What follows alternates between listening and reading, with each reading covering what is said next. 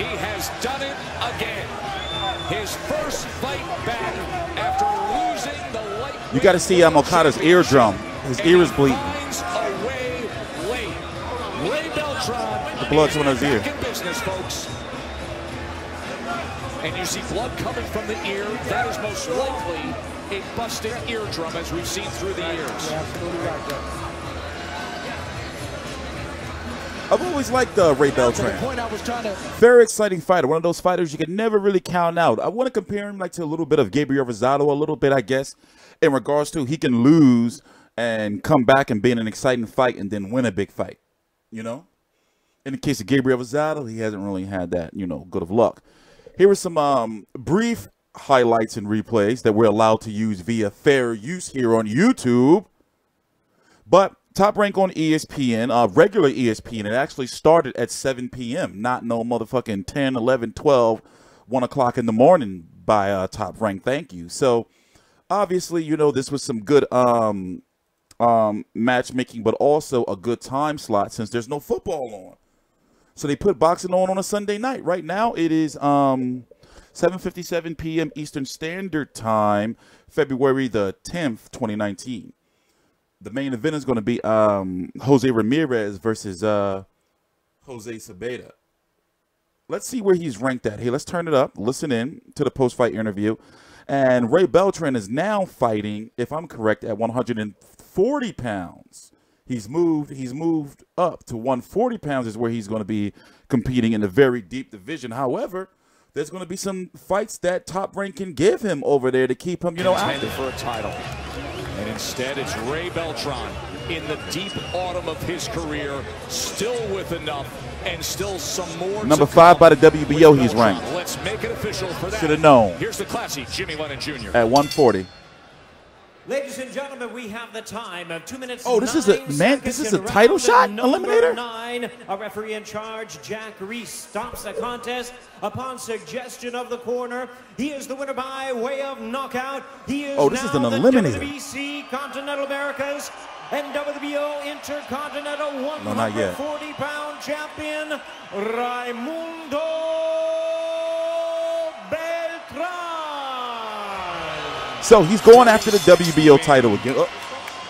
In the career of Beltran, 22nd knockout. And is he ever entertaining? When we come back, we will hear from Ray Beltran. What a great way to start this night. Okay, no, we're going to mute those goddamn commercials. And fast forward, we went back 30 seconds. All right, make sure we get up to date. So, Ray Beltran is now the updated box rec Greg. Damn it. All right, so he is 36-8-1 with 22 KOs after stopping Hiroki Okada. What was that, round 9, correct? On TstreeT Controversy, this is TstreeT Controversy Live. Typical Ray Beltran fight, 37 years old. You know he's going to go out there and fight his ass off. Right now, he is should be ranked number 2 by the WBO, correct? Here, let's go over so I can show it to you. How it works out is this. Let's move down some. You got Maurice Hooker, who's going to be taking on, where's this guy at? Les Pierre, this guy right down here. You got Ray Beltran, right, who just defeated, you know, Okada. If I'm correct, Jack Catterall is the mandatory rival. Maurice Hooker, if he beats Les Pierre, whoever wins, is going to go on to fight Chris Algieri and then likely fight the winner of Ray Beltran or whoever they order him to fight, because they order Ray Beltran versus Jack Catterall. Both of these guys are under the same American banner in regards to Frank Warren fights are streamed here in the States on ESPN Plus, and Jack Catterall, if I'm correct, is Frank Warren, right? Isn't he Frank Warren? He had that nasty-ass fight against O'Hara Davies. Now, the other 3 belts, you know, well, for example, he can get Jose Ramirez. They can do that. But it seems as that they may be grooming Jose Ramirez to take on, you know, Terrence Crawford sometime in the future. Likely after the Amir Khan fight, if Terrence Crawford wins, which many people predict he will. Regis Prograis taking on Krill Relot, correct? in the World Boxing Super Series. Josh Taylor taking on Ivan Baranchak in the World Boxing Super Series. Let's go back full screen. Those, you know, it's a fragmented division in a way. Let's listen into Ray. Ramirez in his world title fight, but this place and this packed crowd is still buzzing over what they just saw with Ray Beltran's knockout over Hiroki Okada. Those are the punch stat numbers. Okada was game. He threw 541. And in a sensational second round, he came up off the canvas to hurt Ray. But in the end, the old warrior got the best of him. The power punches. He outlanded him 145 to 92 and came up with the 9th round knockout as Okada suffers his first loss. And is the future still bright for Ray Beltran? Let's go to the ring to Bernardo. I mean, for a title shot, yeah. What can we say about a performance where you almost got dropped in the second round after you dropped him and then you put it on him in the 9th round? Walk me through that second round because things were going well and then you got tagged. Yeah, you know what? I was trying to adapt to his style. He's more effective on his long distance. His jab was very, I think the major punch of him, the biggest punch. But I knew like once I set up to the jab because he started with the jab and he finished with the right hand.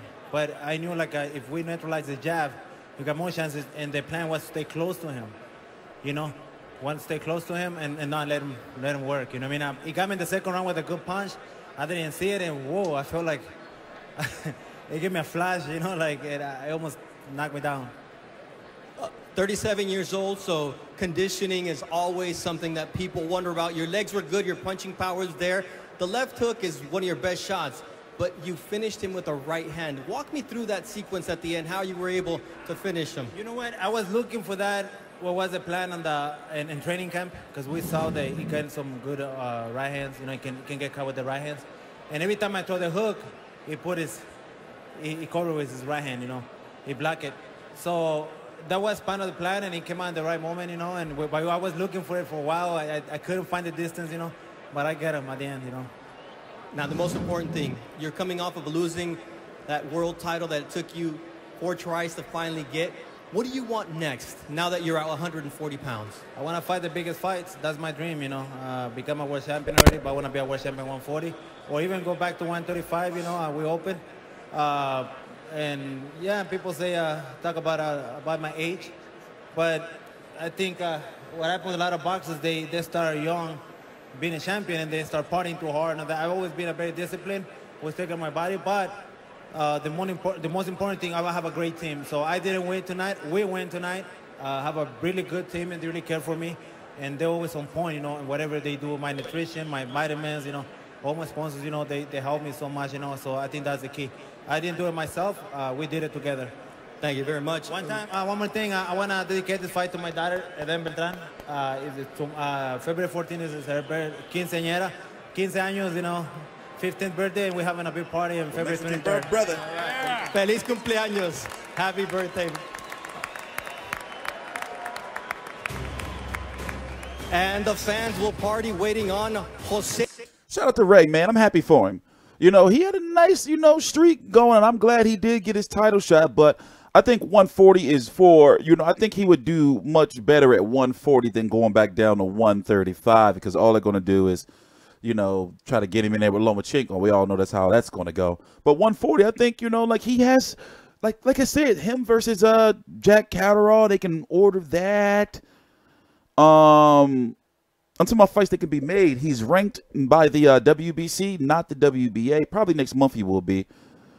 And he's not ranked by the IBF. But, you know, maybe him versus, see what Victor Postol is up to. You know, Troyanovsky, if he's still fighting. Who knows? Even as a test, you know, depending on if Zepeda loses tonight, which people think he may, could be an upset. Maybe put Ray Beltran in there against him. You know, there are options. But I think 140, you know, is where it's at for him. I'm TstreeT Controversy. This is TstreeT Controversy Live. Please subscribe.